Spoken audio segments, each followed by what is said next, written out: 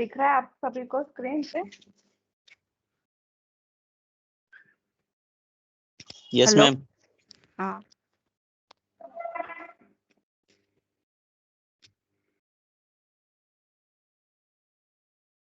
ये है आपका नया स्टार्ट कर रहे हैं आज हम यूनिट बेंडिंग स्ट्रेसेस इन बीम्स।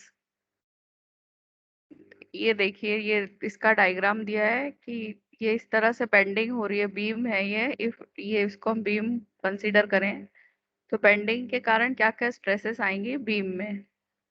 तो when a beam is loaded it is bend. ठीक है, ये आ रहा है हमें समझ में कि जब बीम को हमने लोड किया वो बेंड होगी and subjected to bending movement, और उसमें बेंडिंग मूवमेंट लगेगा। कंसिक्वेंटली लॉन्जिट्यूडनल और bending stresses are induced in cross section. इसी के साथ में लॉन्जिट्यूडनल और बेंडिंग स्ट्रेसेस भी इंड्यूस्ड होंगी किसमें, बीम के क्रॉस सेक्शन में। In order to determine practical utility of any beam, it is very necessary to establish a relationship between radius of curvature to which the beam bends. तो क्या बोल रहा है? It is very necessary to establish a relationship between the radius of curvature to which beam bends and the bending moment and the bending stress and its cross sectional dimension. इन चारों के बीच में क्या किया है, एक रिलेशनशिप स्टैब्लिश किया है। The equation which connects these quantities is known as bending equation. ठीक है, इन चारों को जो कनेक्ट करती है, किस किस को, रेडियस ऑफ कर्वेचर को, बीम में जो बेंड हो रहा है उसको, बेंडिंग मूवमेंट को, बेंडिंग स्ट्रेसेस को और क्रॉस सेक्शनल एरिया को, वो इक्वेशन आपकी कहलाती है बेंडिंग इक्वेशन। अब assumption of theory of bending, आप जब अज्यूम कर रहे हैं कि बीम बेंड हो रही है तो हम जो थ्योरी ऑफ बेंडिंग है वो कुछ अजम्पशन डिराइव करके उसे डिराइव किया गया, कुछ पहले चीजें अज्यूम की गई है, then the bending equation is derived. तो क्या क्या अजम्पशन किए गए हैं? First assumption is the material of the beam is perfect section. इसका मतलब है हम बीम को कहीं से भी उसका क्रॉस सेक्शन लें तो वो परफेक्टली होमोजीनियस है। जो एक्स प्रॉपर्टी बताएगा और उसको हम कुछ दूरी पे और एक एक सेक्शन ले तो वो सेम ही रहेगा material, there will be no change. तो वो कहलाएगा perfectly homogeneous material. The stress induced, second है the stress induced is proportional to the strain. अगर हम बोल रहे हैं बॉडी कैसी है, परफेक्टली होमोजीनियस है, तो उसमें हम ये भी अजम्पशन ले रहे हैं कि stress is proportional to the strain and at no place the stress exceeds the elastic limit। और जो इलास्टिक लिमिट है, इलास्टिक लिमिट आपको पता है, stress is proportional to strain. Elastic limit का मतलब है when some load is applied so the body reaches to its own original shape after the removal of load, so then we say that the body is within elastic limit। तो वो क्या बोल रहे हैं, no place the stress exceeds the elastic limit. और जो theory of bending में हम ये भी अज्यूम कर रहे हैं कि बॉडी जो है विद इन इलास्टिक लिमिट रहे। फिर क्या है, the value of modulus of elasticity E is same. E will remain throughout the section same. It will not change for the fibers of the beam under compression or under tension।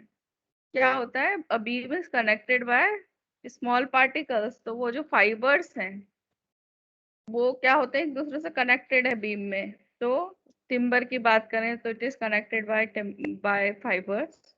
तो क्या होगा, उसमें क्या आएगा, beam under compression और tension E will remain same. The transverse, fourth है, the transverse section of the beam which is plane before bending remains plane after bending. वही जो सेक्शन है बीम का वो बेंडिंग के पहले भी और बेंडिंग के बाद भी इट विल रिमेन सेम। अब नेक्स्ट assumption क्या है, देयर इज नो रिजल्टेंट पुल और push on the cross section of the beam. Beam में कोई भी पुल और पुल उस क्रॉस सेक्शन पे नहीं होगा। फिर नेक्स्ट assumption है, the loads are applied in plane of bending. ये देखो, ये दिख रहा है आपको, ये एन जैसे सपोज ये प्ले, तो लोड्स कहाँ अप्लाई होंगे? प्लेन ऑफ बेंडिंग, जिस पोजीशन में बीम बेंड हो सकती है वही लोड अप्लाई होंगे, थ्योरी ऑफ बेंडिंग में की जब हम बात कर रहे हैं। फिर है next assumption, the transverse section of the beam is symmetrical about a line passing through the center of the gravity in the plane of bending। Section जो है वो सिमेट्रिकल रहेगा from the line passing to the centre of gravity, से जो line पास हो रही है उसके लेफ्ट में और राइट में हम जो सेक्शन देखेंगे that will be having symmetry। The radius of curvature of the beam before bending is very large in comparison to the transverse dimension। जो radius of curvature है beam का before bending is very large as compared to the transverse dimension। अब आपको ये diagram दिख रहा है figure 5.1, इसमें देखिए एक जो है वो पोर्शन है that is a straight beam, जिसमें एन ए इसका न्यूट्रल एक्सिस है और पी क्यू उसका कुछ सेक्शन हमने कंसीडर किया है। दूसरी बीम आपको दिख रही है ये बेंड हो रही है। तो ये क्या कह रही है, ये इस तरह की बीम हो, किस तरह की बीम हो, या तो प्लेन बीम हो या फिर बेंड बीम हो। तो ये क्या कह रहा है, जो रेडियस ऑफ कर्वेचर, ये देखो आर दिख रहा है आपको, रेडियस ऑफ कर्वेचर हमने अज्यूम किया ये बेंड बीम का। तो ये जो बेंड बीम का रेडियस ऑफ कर्वेचर है that will be smaller than the radius of curvature of the this, इसका प्लेन बीम का। क्योंकि ये आ रहा है ना आपको समझ में ये वाला point 5.1, radius of curvature plane beam का ज्यादा होगा compare to the bend beam. As a result of bending movement or couple, a length of beam will take up curved shape and a very short length may be treated as a part of the arc of a circle। तो ये इस तरह से bending हो गई, तो ये bending किस तरह हो गई, it is just like an arc of a circle. तो ये आर्क ऑफ सर्कल की तरह हो गई। तो it follows that at the outer radii the material will be in tension and at the inner radii the material will be in compression. अब देखिए ये जो बीम है इसका जो इनर पार्ट है इसमें तो कॉम्प्रेशन आ रहा है, और आउटर पार्ट क्या हो रहा है, वो फैल गया है बीम, इसमें टेंशन आ रहा है, ये सिकुड़ रहा है मतलब इसमें कॉम्प्रेशन आ रहा है, और ये एक्सपांड हो रहा है मतलब इसमें टेंशन आ रहा है। तो as a result of bending क्या होगा, इनर पार्ट में कॉम्प्रेशन आएगा और एक्सटर्नल पार्ट में टेंशन आएगा। And at some radius there will be no stress, और कुछ हम डिस्टेंस पे बात करें तो वहाँ कोई स्ट्रेस नहीं होगी। This layer of the material is the neutral axis और न्यूट्रल लेयर। जहाँ पे कोई स्ट्रेस नहीं आ रही है बीम में वो लेयर कहलाएगी न्यूट्रल एक्सिस या neutral layer. Figure 5.1 shows a longitudinal section of a beam, the neutral layer और एक्सिस जिसको हम N dot A dot N A से भी डिनोट कर रहे हैं, being bent to form an arc of a circle of radius r।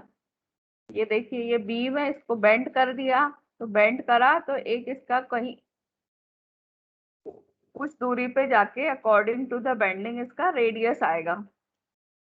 तो the neutral layer, इसको हमने कैपिटल आर से डिनोट किया है, the neutral layer is then before bending the length is P Q. ये देखिए बिफोर बेंडिंग ऊपर दे रखा है ये longitudinal section, length P Q है ये, और आफ्टर बेंडिंग जो लेंथ है वो एक्सपांड हो गया तो ये पी डैश क्यू डैश हो गया। After bending, before bending and after bending length is P हो जाएगी। तो अब आप कैसे निकालोगे स्ट्रेस, तो इसका तरीका यह है कि consider some layer R S at a distance by from P Q. हमने क्या करा है, एन ए तो आपका न्यूट्रल एक्सिस है जहाँ पे कोई स्ट्रेस नहीं आ रही, वहीं पे हमने कोई पी क्यू सेक्शन अज्यूम किया है, कुछ पार्ट ले लिया है हमने बीम का, कोई सेक्शन कंसीडर कर लिया है जिसमें हमने एक पॉइंट पी और एक पॉइंट स्मॉल क्यू स्टैब्लिश किया है। इसी बीम में इस पी क्यू से वाई डिस्टेंस पे हमने एक और पार्ट आर एस अज्यूम कर लिया। ये दिख रहा है आपको डायग्राम में जो लॉन्जिट्यूडनल सेक्शन है। तो हम क्या कह रहा है question, consider some layer R S at a distance Y from P Q which after bending becomes r dash s dash and p dash q dash। ये देखिए पी क्यू आपका जब स्ट्रेट बीम थी तो ये पी क्यू था, जब इस बीम को बेंड किया तो ये part P dash Q dash हो गया, ये जो आर एस वाला पार्ट है ये आर डैश एस डैश हो गया and Y distance will remain the Y. अब क्या हो रहा है इसमें, let P dash Q dash subtended an angle alpha at the centre of the curvature. अब क्योंकि ये बेंड हो रही है तो इसका कहीं हमने माना कि इसका सेंटर ऑफ कर्वेचर आएगा, तो centre of curvature is denoted by O. इस सेंटर ऑफ कर्वेचर से पी क्यू जो लेयर है इसका डिस्टेंस हो गया आर, कैपिटल आर, और P dash O dash P dash और क्यू डैश ओ डैश, ये दोनों लाइनें कहाँ मिल रही है, ओ पॉइंट पे। ये दोनों लाइनें मिलके जो एंगल बना रही है पी डैश क्यू डैश से वो हो गया ओ पॉइंट पे अल्फा। तो centre of the angle N angle alpha at the centre of the curvature, तो ये alpha angle centre of curvature पे फॉर्म हुआ है। अब क्या हुआ है आगे, अब हमने निकाला P dash Q dash is equal to R alpha. ये आपका रिलेशन है ना, radius is equal to angle और आर्क वाला, उससे ये रिलेशन आया P dash is equal to R alpha. ठीक है, अब आर डैश एस डैश निकालना है, तो आर में से आप वाई डिस्टेंस माइनस कर दो, तो ये रेडियस हो गया इसका R minus Y, angle is alpha, तो R R dash S dash हो गया R minus Y into alpha, और पी डैश क्यू डैश हो गया आर इंटू अल्फा। ये रिलेशनशिप से आया, angle is equal to R upon radius जो रिलेशन है उससे आया है। तो ये अब initially the parallel layers would have equal length. Initial में पैरेलल लेयर्स यानी जब बीम आपकी बेंड नहीं हुई है, तो ये इनिशियल कंडीशन आ गई, तो P Q is equal to R S, दिख भी रहा है हमें डायग्राम में that P Q length is equal to R S since there is no stress at the neutral layer, then there is no strain। Stress नहीं है तो strain भी नहीं होगी। तो इस कंडीशन में क्या किया हमने, क्या अज्यूम किया, माइट, क्योंकि बेंडिंग अभी दिखाने के लिए हाँ हमें इतना ज्यादा कर्व दिखाना पड़ रहा है, अदरवाइज बीम जो आपकी बेंड होती है वो आपको दिखती भी नहीं है, नेकेड आई से आपको निकाल नहीं पता चलता है कि बेंडिंग हुई है, तो वो नेग्लिजिबल होती है। तो हम क्या मान रहे हैं, हम अज्यूम कर रहे हैं कि P dash Q dash will be equal to P Q हो जाएगा। ठीक है, पी डैश क्यू डैश जो लेंथ है वो पी क्यू के इक्वल हो जाएगा। अब क्या बोल रहा है क्वेश्चन आपका आगे, now the strain in R S, R S जो आर्क है आपका उसमें स्ट्रेन कितनी आएगी, न्यूट्रल लेयर पे तो P dash Q dash is equal to P Q हो गया, तो R S minus R dash S dash upon R S, ये स्ट्रेन आएगी आपकी आर एस में। But R S is equal to, अभी हमने ऊपर देखा कि R S is equal to क्या है, पी क्यू, और P Q is equal to P dash Q dash, ये हमने यहाँ निकाला। तो स्ट्रेन कितनी हो गई, P dash Q dash minus R dash S dash upon R S. P dash Q dash अभी आपने ये निकाला, कितना निकाला, R alpha, R dash S dash आपने निकाला R minus Y into alpha, तो वही वैल्यू यहाँ पुट कर दी, तो ये आपका रिलेशनशिप आया y बाय आर, क्या आया, y बाई आर आया, स्ट्रेन आपकी आई y by R. Now if the stress in R S is equal to sigma, stress हमने सिग्मा अज्यूम किया आर एस में, यंग्स मॉडुलस सेक्शन का ई अज्यूम किया, तो ये रिलेशनशिप से हम वाकिफ हैं that strain is equal to sigma by E. ये हमने जब सिंपल स्ट्रेसेस और स्ट्रेन पढ़ी थी तब हमें पता था कि ये इक्वेशन है, strain is equal to sigma upon E, तो वही strain sigma by E will be equal to, ये भी स्ट्रेन है वाई बाई आर, इससे इक्वेट कर देंगे, तो आपका रिलेशनशिप क्या डिराइव हुआ, sigma by Y is equal to E by R. ये आपका रिलेशनशिप डिराइव हुआ, sigma by Y is equal to E by R. तो क्या बोल रहा है, for transfer section of a beam is now consider figure 5.2, let us strip b delta, देखते हैं 5.2 में क्या है। तो ये आपका रिलेशनशिप डिराइव हुआ। नेक्स्ट है अब आपका, अब क्या बोल रहा है ये फिगर 5.2 में, ये फिगर 5.2 आपको दिख रहा है, ये न्यूट्रल एक्सिस है, ये वाई डिस्टेंस है और इसमें कोई एरिया डेल्टा ए कंसीडर किया है। तो क्या बोल रहा है, now the movement of this force about the neutral axis, इसका न्यूट्रल एक्सिस के अबाउट मूवमेंट निकालना है। तो अभी आपने रिलेशनशिप निकाली है एफ बाय वाई या sigma by Y is equal to E by R. तो मूवमेंट क्या हो जाएगा, sigma into Y into D है इंटू, और क्योंकि ये मूवमेंट है तो मल्टीप्लाइड बाय वाई। तो ये क्या हो जाएगा, ये हो जाएगा आपका sigma by, sorry E by R into Y square multiplied by delta A, area आपने कंसीडर किया है तो ये डेल्टा ए हुआ है। This is the resisting movement of the material caused by the stress produced and the total resisting movement is sigma E by R into Y square. Summation कर दिया, total निकालने के लिए हमने समेशन कर दिया स्मॉल एरिया का। तो ये क्या हो गया, E by R is equal to summation sigma Y D A. तो sigma Y square D A जो है ये सेकंड मूवमेंट ऑफ एरिया है। आपने मूवमेंट ऑफ एरिया पढ़ा होगा, वही मैं आपसे कह रही हूँ, आप वो सी जी एम आई, ये जो sigma Y square D A है ये सेकंड मूवमेंट ऑफ एरिया होता है अबाउट न्यूट्रल एक्सिस। इसको आप आई एक्सेस से या आई से डिनोट करते हैं। तो resisting movement M will be equal to, ये रिलेशनशिप आपका ई बाय आर और sigma Y square D A बराबर, को आपने इक्वेट कर दिया आई से। तो आपका इक्वेशन क्या बनी, m is equal to E by R into I, या आप इसको m by I is equal to E by R कर सकते हैं। अभी आपने इसके पहले निकाला था E by R is equal to, क्या निकाला था, ई बाय आर, हाँ सिग्मा बाय वाई। तो ये आपकी रिलेशनशिप डिराइव हुई है कि m by I is equal to sigma by Y is equal to E bye. ये बहुत इंपॉर्टेंट रिलेशनशिप है। ये जो रिलेशनशिप डिराइव हुई है आपकी m by I is equal to sigma by Y is equal to E by R, relationship है बहुत इंपॉर्टेंट है। कई कुछ बुक्स में सिग्मा को f भी लिखा है तो कहीं f बाय वाई भी डिनोट किया है। तो ये जो रिलेशनशिप है आपकी m by I is equal to sigma by Y is equal to E by R, ये कहलाती है आपकी बेंडिंग इक्वेशन। और ये बहुत हेल्पफुल है आपकी इक्वेशन, कि आपको अगर कहीं बेंडिंग मोमेंट दे रखा है, मोमेंट ऑफ इनर्शिया दे रखा है किसी किसी किसी भी पार्ट का या किसी भी सेक्शन का, तो आप क्या कर सकते हो, आपसे कुछ भी अननोन हो तो इस रिलेशनशिप से हम डिराइव कर सकते हैं। एम हो गया मोमेंट ऑफ इनर्शिया, एम जो मोमेंट, ये मोमेंट ऑफ रेजिस्टेंस है या बेंडिंग मोमेंट है। I moment of inertia, Young's modulus, radius of curvature and bending stresses।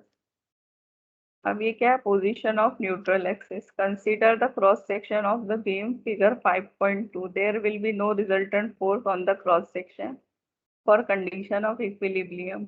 The force acting on small area d at a distance y from the neutral axis is given by this df sigma into dA।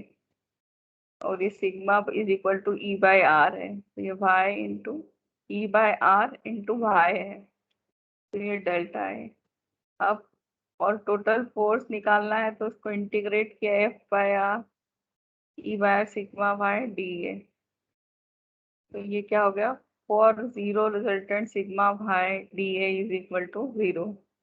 Sigma by d A is the movement of sectional cross sectional area about the neutral axis। Since this movement is zero, the axis must pass through the center of the area। Hence the neutral axis or neutral layer passes through the center of the area। Equilibrium condition का बता रहा है कि जो neutral axis है, अगर equilibrium में section है तो वो सेंटर ऑफ द सेक्शन से पास होगी न्यूट्रल एक्सिस। अब ये equation m by I is equal to sigma by y है।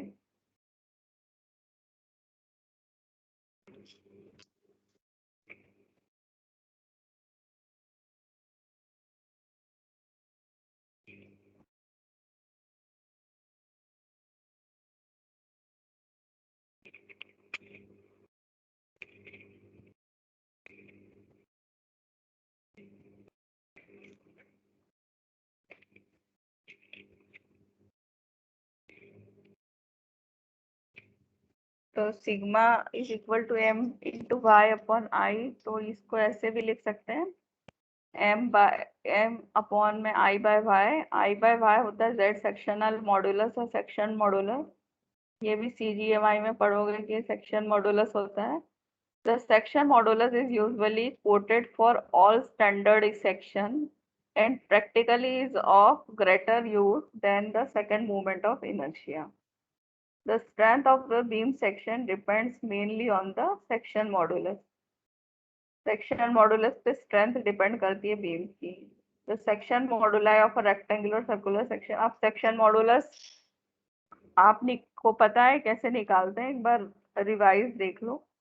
अगर आपका रेक्टेंगुलर सेक्शन है तो सेक्शन मॉडुलस क्या होगा, moment of inertia upon distance of the most distant point of the section from the neutral axis. तो I by y maximum, I क्या होगा रेक्टेंगल के लिए BD cube by 12, y maximum होगा D/2। ये put कर देंगे तो ये BD स्क्वायर बाय 6, और इस इक्वेशन में रखेंगे सिग्मा इंटू वाई, तो ये हो जाएगा सिग्मा इंटू 1/6 BD स्क्वायर। तो ये रेक्टेंगुलर सेक्शन के लिए आपका सेक्शन मॉडुलस ऐसे निकलेगा। अब आपका हॉलो सेक्शन है तो इस तरह BD cube by 12 minus small BD cube by 12 हो जाएगा। तो ये सेक्शन मॉडुलस कितना आया, BD cube minus BD cube bye 60, ये आपका सेक्शन मॉडुलस आया हॉलो सेक्शन के लिए। इसके बाद मूवमेंट ऑफ रेजिस्टेंस है आपका। मूवमेंट ऑफ रेजिस्टेंस कैसे करेंगे आप, movement of resistance M is equal to sigma into Z. तो सिग्मा और जेड, तो ये movement of resistance hollow section का आ गया। फिर है आपका सर्कुलर सेक्शन।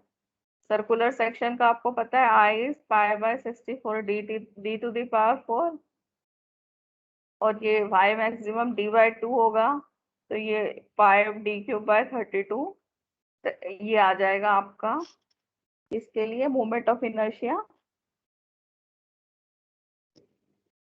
ये सेक्शन मॉडुलस आ जाएगा आपका सर्कुलर सेक्शन के लिए, और मोमेंट ऑफ रेजिस्टेंस आ जाएगा सिग्मा इंटू जेड, तो ये हो जाएगा sigma into pi D cube by 32। Similar way में अगर आपका हॉलो सेक्शन है तो capital D external diameter, small d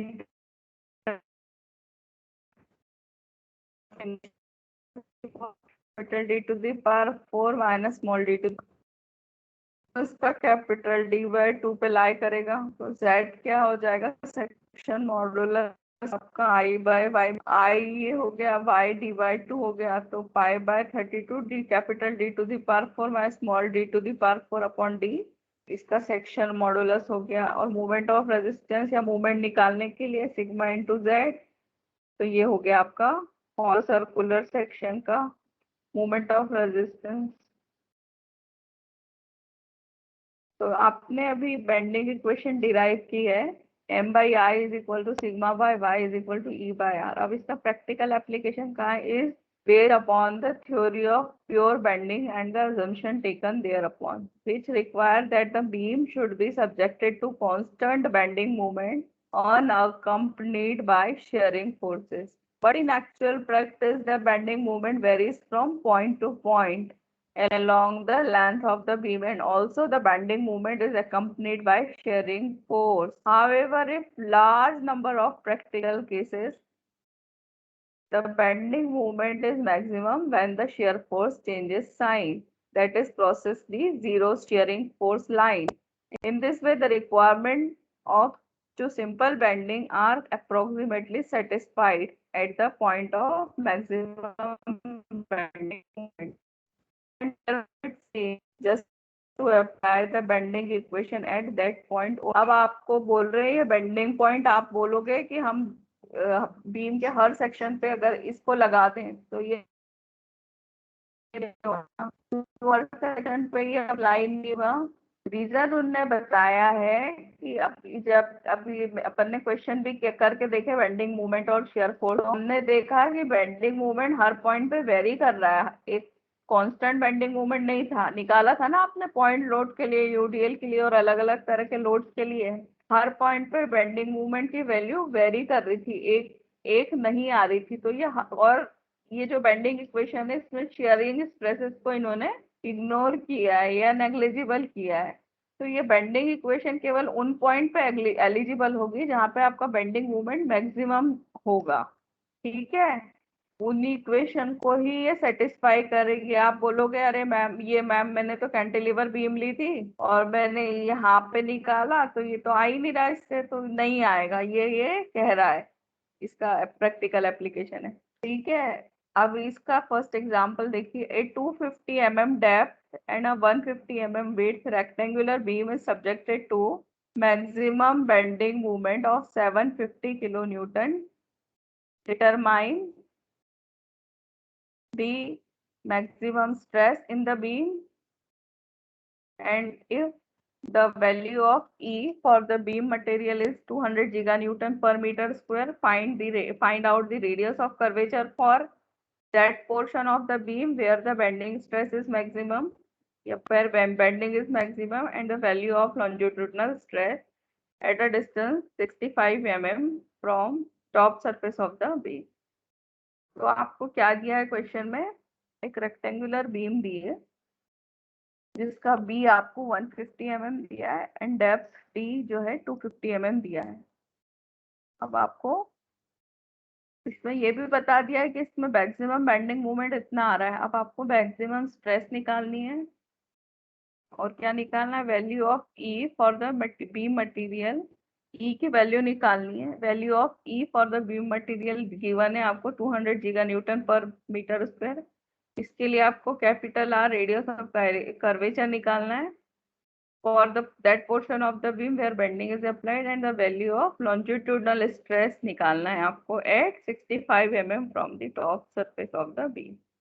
तो क्वेश्चन करने का सबसे पहला तरीका है आप गिवन वैल्यूज लिख लीजिए। तो आपको मालूम क्या क्या है? आपको बी मालूम है कि B is 150 mm, D given है क्वेश्चन में 250 mm, मैक्सिमम बेंडिंग मोमेंट भी आपको गिवन है 750 mm, और यंग्स मॉडुलस ई जो है वो भी गिवन है आपको 200 giga newton per metre square. अब आपको अभी आपने जस्ट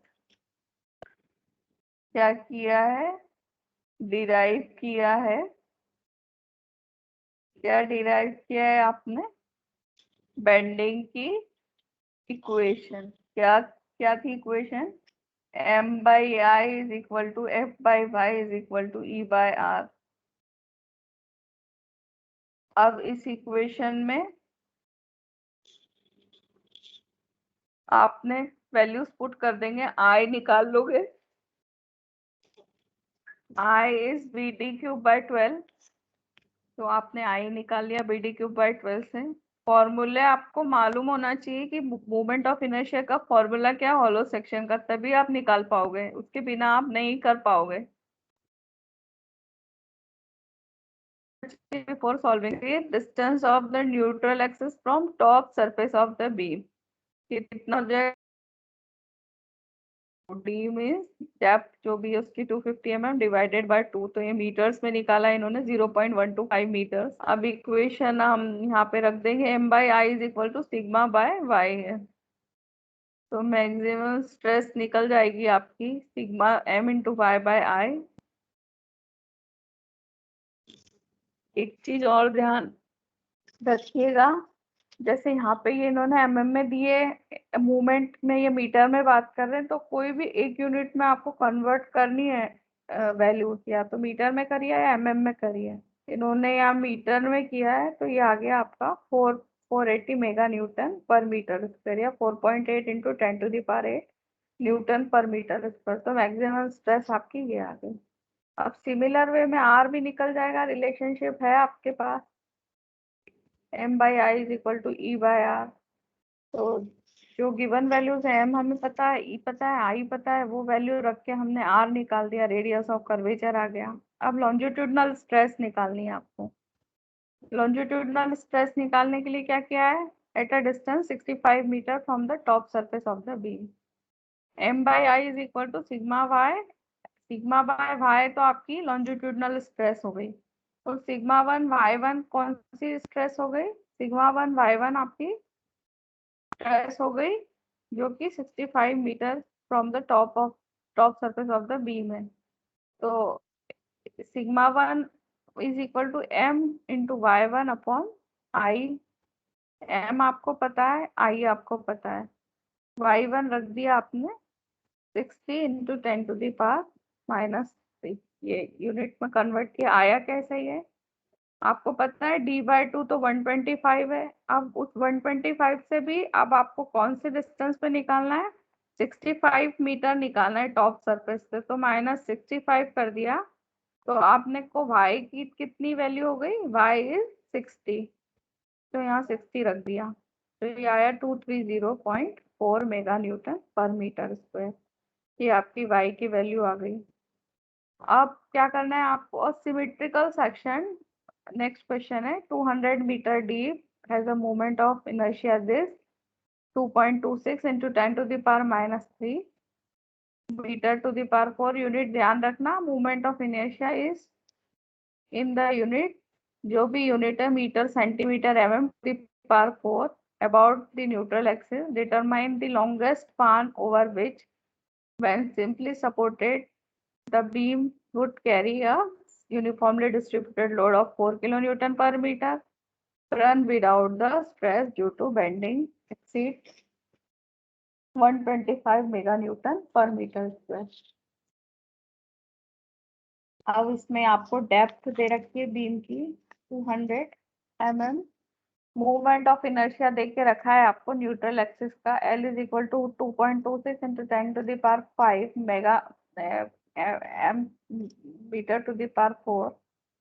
फिर आपको क्या दिया है इन्होंने? सिंपली सपोर्टेड बीम है, तो सिंपली सपोर्टेड बीम के लिए लोड देके रखा है इन्होंने 4 किलो न्यूटन पर मीटर का यूडीएल है। अब इसका स्पान निकालना है आपको, तो स्पान निकालने का तरीका देखो, ये क्वेश्चन में देके रखा है आपको, m/i इज इक्वल टू सिग्मा/y रिलेशनशिप है, ये आपको पता है। तो इससे आप मूवमेंट निकाल लोगे। और मैक्सिमम बेंडिंग मूवमेंट का क्या फॉर्मूला होता है यूडीएल के केस में? बताइए, आप लोगों में से कोई बताओ, बताइए।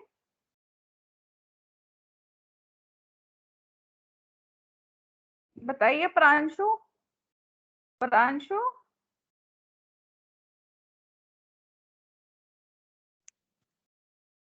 प्रांशु है ही नहीं, लगता है गायब है। वो है? नेटवर्क इशू हो रहा है मैम। अच्छा अच्छा, तो बताइए, कौन बताएगा? राधा मीना बताएगी? Ma'am WL square by WL square by 8 WL square by 2 WL square by 8 824 क्या? मैम 8 बोलो क्या आएगा आकाश मीना? 8 आएगा ma'am, x/2 multiply L/2। Shubham 8 आएगा मैम। 8 आएगा, तो WL स्क्वायर बाय 8 आपको पता है फॉर्मूला, तो आप इसमें लगा दीजिए, तो L आपका निकल जाएगा, मोमेंट आपका आ ही गया है। तो ये इस तरह आपने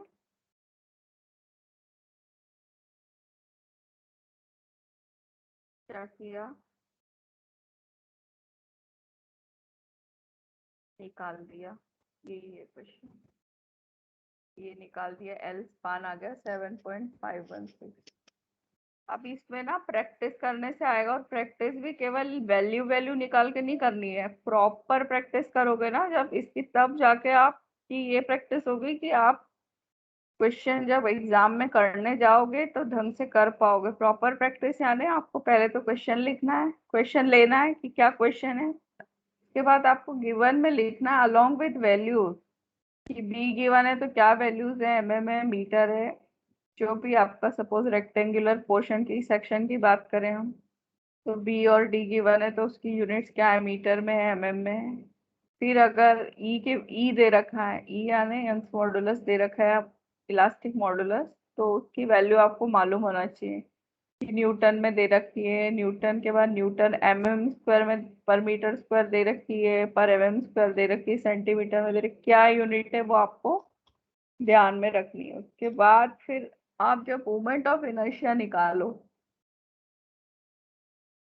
तो भी आपको ध्यान रखना है कि वो सेंटीमीटर्स में, मीटर्स में, आपको उस यूनिट में कन्वर्ट करना है। तो ये आप जब अपनी कॉपी में प्रैक्टिस करेंगे और यूनिट्स लिखेंगे साथ में अलॉन्ग विथ न्यूमेरिकल, तो एक तो आपको यूनिट सही लिखने की हैबिट डेवलप होगी, दूसरा आपका ध्यान, यही वेरिएशन आएंगे न्यूमेरिकल में, एक्चुअली जो वेरिएशन आएंगे वो यूनिट्स के ही आएंगे, और उसमें आपको दिमाग लगाना पड़ेगा और ध्यान से करना पड़ेगा, तब आपका न्यूमेरिकल सही होगा, अदरवाइज नहीं हो पाएगा। तो ये ध्यान रख के करो थोड़ा इससे। नेक्स्ट प्रॉब्लम है आपका, determine the dimension of joist of a timber member of span 8 meter to carry a brick wall of 200 mm thick and 5 mm high. If the density of the brick is this, the maximum permissible stress is this, given that the depth of joist is twice the width.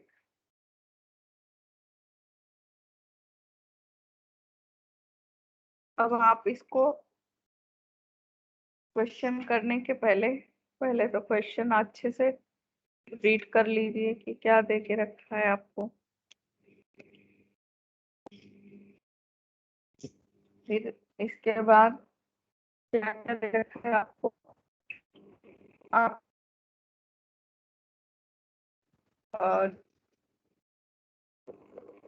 Diameter दे रखा है इसका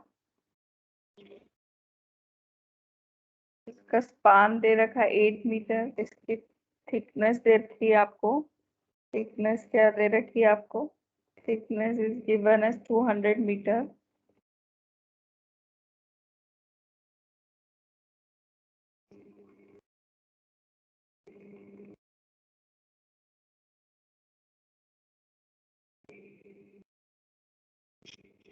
और क्या दे रखा है आपको, height दे रखी 5 metre, density दे रखी brick work is this and maximum permissible stress is this, और उसकी लिमिट दे रखी है कि स्ट्रेस इतना ही लाई करेगा। तो given that the depth of the joist is twice the width, कैसे करेंगे अब इसको, गिवन क्या क्या है, length of the span given है आपको, और thickness of the brick given है, height of the wall given है, मैक्सिमम परमिसिबल स्ट्रेस गिवन है, और density of brick work given है। अब विड्थ ऑफ द जॉइस्ट आपको नहीं पता कितनी है, तो बी हो गई, और डी जो है उसका डेप्थ हो गया। Total weight of the wall निकालने के लिए length of the span multiply by thickness of the wall multiplied by height of wall multiplied by density of the brick work. तो ये सारी वैल्यूज पुट करके हमारा वेट आ गया, टोटल वेट आ गया। तो हमने WL/8 से हमने मैक्सिमम बेंडिंग मोमेंट निकाल दिया कि जॉइस्ट कितना बेंड होगा लोड के कारण। तो मैक्सिमम बेंडिंग मोमेंट आ गया आपका 0.145। मूवमेंट ऑफ रेजिस्टेंस ये फॉर्मूले से निकाल लिया आपने, M/I is equal to sigma by y या F/y। तो M is equal to sigma BD³/12 upon D/2। ये रिलेशनशिप पुट किया, सिग्मा BD²/6 ये पहले निकाला था हमने सेक्शन मॉडुलस वाला, इससे हमने निकाल लिया। ये रिलेशनशिप हमें दे रखा है V is equal to twice this, D is equal to twice of weight. तो हमने B की वैल्यू निकाल ली और D इज इक्वल टू ये निकाल लिया। तो ये हमारे डायमेंशन आ गए जॉइस्ट के। तो इस तरह हमें ये प्रॉब्लम सॉल्व करनी है। ठीक है, अभी मैं क्लास यहीं एंड कर रही हूँ, मेरी दूसरी क्लास है, अटेंडेंस डाउनलोड कर लेती हूँ।